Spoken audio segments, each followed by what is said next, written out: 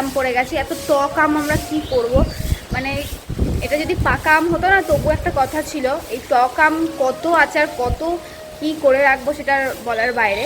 তো যাই হোক, আবার মানে ওই দিকে কী হয়েছে না হয়েছে এখনও পর্যন্ত আমি যেতে পারছি না, তার কারণ এই যে ঝিরঝির ঝিরঝির করে একটা বৃষ্টি হয়েই যাচ্ছে।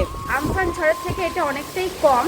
রাত্রিবেলা না দুম দাম করে সব কিছু মানে মানে যা লাগলো লাগছে, তার কারণ অলরেডি কারেন্ট চলে গেছে, বুঝতেই পারছো যে এই ঝড়ে কারেন্ট তো যাবেই। এক প্রবলেমটা হচ্ছে চার্জিং, এটা আমাদের এখন। তো যাই হোক, কতটা কি হচ্ছে না হচ্ছে ক্যাপচার করে দেখাবো। আর এই বৃষ্টিতে ভাবছি নাকি যে আমরা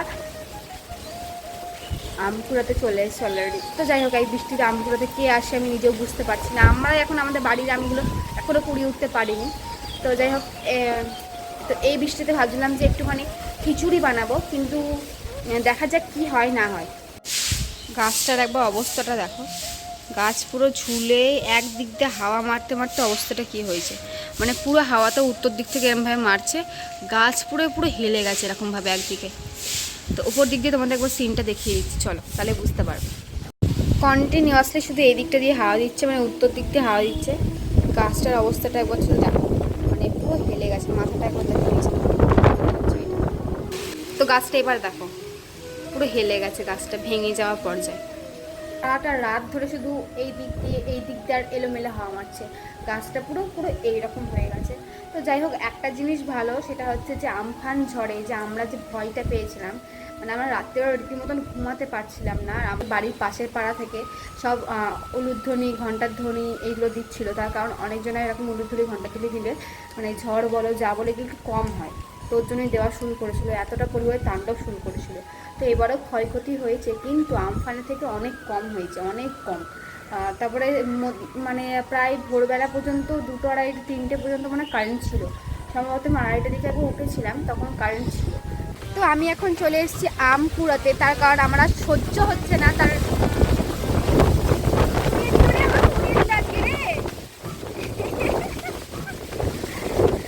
আজকে নিকাতে খাতা পাতা রেখে যাবে রে, খাতা বন্ধ করে গাছটার অবস্থা একবার দেখে নাও। তো চলো, আমি যখন আম কুড়াতে, তো আম অলরেডি একটা পেয়েও গেছিলাম। চলো আম কোথায় কি আছে বা খুঁজে বার করি। জায়গাটার অবস্থাটা দেখেছো একবার, ঘাসে ঘাস। আম কিধার পে হে, আম কোথায় গাইস, আম আম এই তো আম, এই একটা আম, ও এই তো একটা, এই যে একটা আম, এটা পচা আম। তো চলো আমগুলোকে কুড়িয়ে নিই, তারপরে আবার আসছি। চলো, তোমাদেরকে বললাম না পাশের পাড়া থেকে সব চলে এসছে, ওই দেখো বাচ্চা ছেলেমেয়েগুলোকে দেখতে পাচ্ছ, ওরা সব আম কুড়াতে চলে এসছে অলরেডি। এখন চলে এসেছি আমি ঘটি বাটি ঘড়া যা যা আছে বাড়িতে সব নিয়ে চলে এসেছি, তার কারণ এখনও পর্যন্ত কারেন্ট রয়েছে। কারেন্ট যেহেতু রয়েছে অবশ্যই জল দেবে, সরলধারার জল, তো সেই জলটাকে স্টোর করে রাখার জন্য ঘটি বাটি নিয়ে চলে এসেছি। এই যে এখানে তোমার এই বালতিটা তা বলে নয়, এইটা, এই হাঁড়িতে একটা, আর চাপা দেওয়ার জন্য থালা, আর চালাবো হচ্ছে মোটর, তার কারণ জল কি আছে না আছে ওপরে তুলে রাখা যাক।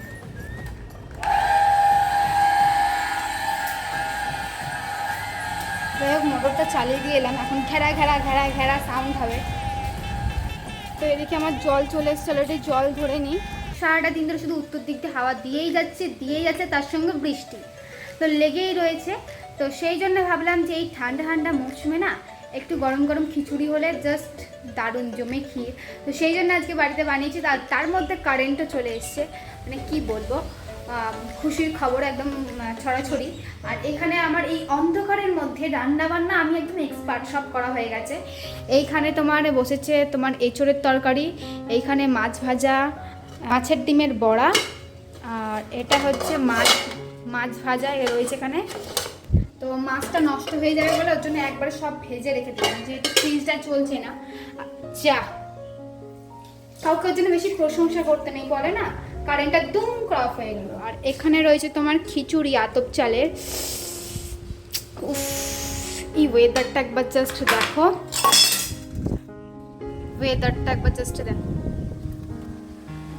এই ঠান্ডা ঠান্ডা ওয়েদারে এই গরম গরম আতপ চালের খিচুড়ি। বাড়িতে কিচ্ছু ছিল না, শুধুমাত্র তোমার আলু, পেঁপে, কুমড়ো, ডাল, আতপ চাল, এই যা ছিল বাড়িতে এইগুলো সব ঘ্যাটঘুট মিলে একটা তুমি খিচুড়ি বানিয়ে দিয়েছি already.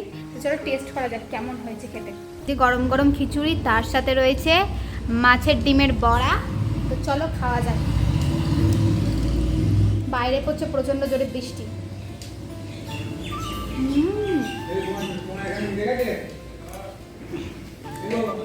Wow, combination just wow. মাছের ডিমের বড়া তো আমার জাস্ট কি বলবো। খিচুড়ি তার সাথে বড়া। চলো আমি খেতে থাকি। হ্যাঁ, তো চলো আমি খেতে থাকি, তোমরা ভিডিওটা দেখতে থাকো।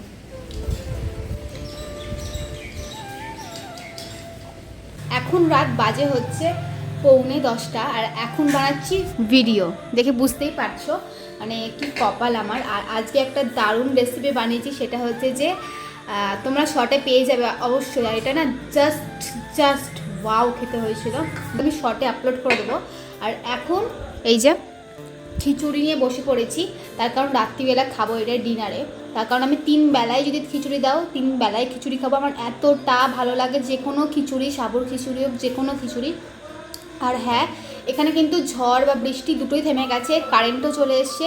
একটা ঠান্ডা ঠান্ডা মরশুমে গরম গরম খিচুড়ি খেতে খেতে আজকের ভিডিওটা ভাবলাম শেষ করে ফেলি। আর আজকের ভিডিওটা যদি ভালো লাগে like, comment, share and subscribe তো করতেই হবে, তার কারণ নতুন নতুন ভিডিও দেখার জন্য।